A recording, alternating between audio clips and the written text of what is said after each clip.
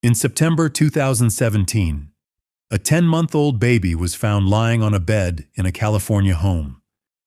He was no longer breathing, and it was already too late. The autopsy revealed that the cause of death was not an accident or an illness, but poisoning. A poison so powerful that even a pinch of it can kill a person. Its name was fentanyl. During the investigation, police found a laptop in the house. From this device, they discovered that the baby's parents had been purchasing this substance online from a dealer known as Llama. And this Llama was not only supplying the baby's parents, she was shipping illegal drugs all across the United States. Yet even with this information, the FBI could not locate her because she operated entirely through the dark web. Melissa Scanlan, an American woman, was a young professional who managed operations for startups.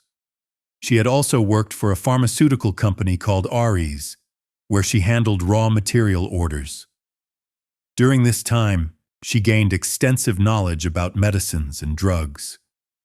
Melissa excelled at her job and even mentioned on her LinkedIn profile that she helped the company reduce production costs by 62% within just 2 years. After leaving the corporate world, she tried to build her own business. She launched a luxury carbon fiber lifestyle brand that sold laptop cases and business card holders, targeting modern professionals. On the surface, she appeared ambitious and successful. Her public profile was carefully crafted as a mask. But behind that mask, she was secretly operating as a drug kingpin on the dark web. The dark web is a part of the internet that cannot be accessed through Google Chrome or any regular browser. It requires a special tool known as the Tor browser, which hides the user's identity and location.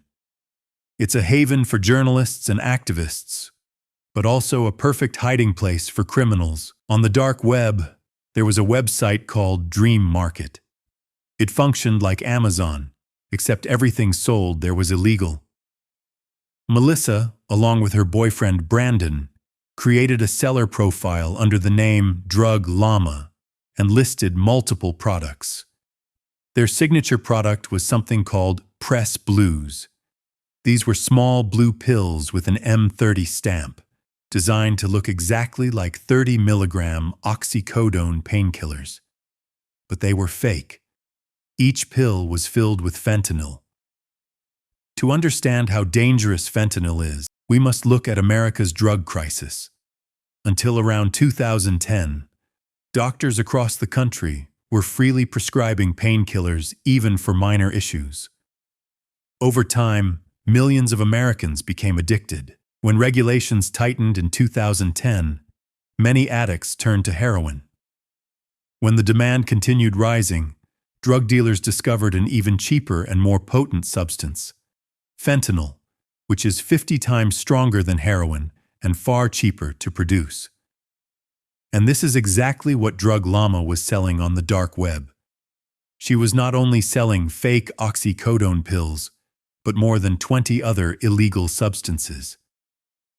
Initially, orders were slow, but soon customers began pouring in. Payments were made through Bitcoin, which kept transactions anonymous. To ship the packages, she used the U.S. Postal Service, sending drugs directly to customers' homes. In just 2 years, she had sold more than 52,000 pills across the U.S. and made over $100,000. But soon, Melissa's two worlds, her digital criminal identity and her real-life public persona, began to collide. By early 2018, fentanyl deaths had surged across America. Agencies could no longer ignore the crisis. They knew what was killing people, fentanyl. But they did not know who was distributing such large quantities. The situation escalated when the 10-month-old baby died after his parents, under the influence of drugs, gave him the substance. Investigators traced the parents' purchases back to the dark web dealer Llama. To catch Llama, multiple agencies, including the FBI, DEA, and the U.S. Postal Inspection Service, launched a coordinated operation. Undercover agents placed orders from 9 different locations. Every time they paid in Bitcoin, provided shipping addresses, and every time a small package arrived at their doors.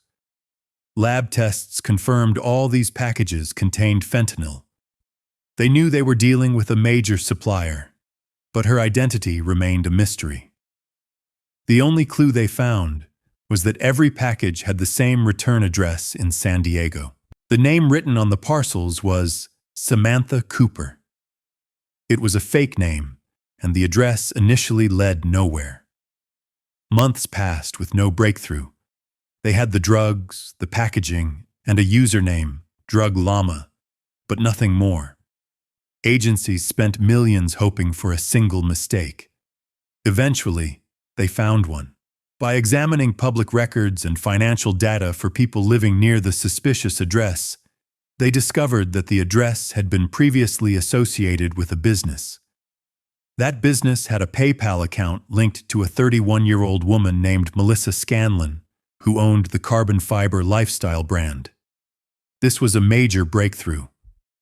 But they still did not have conclusive proof that Melissa was Drug Llama. Agents began surveillance, observing when Melissa left home, who she met, and how long she stayed inside. Then they discovered something crucial. Every evening, Melissa took her 2 dogs for a walk. Their names were Samantha and Cooper, the same name used on the return labels of the drug packages. This confirmed it. Melissa Scanlan was Drug Llama. The next day, the FBI conducted a full raid on her home. Faced with overwhelming evidence, Melissa confessed to everything. She was sentenced to 13 years in prison, and her boyfriend Brandon received 10 years. 7 months later, a massive international operation involving the United States, the UK, Australia, New Zealand, and Canada targeted Dream Market and similar websites. Over 50 illegal dark web marketplaces were shut down permanently.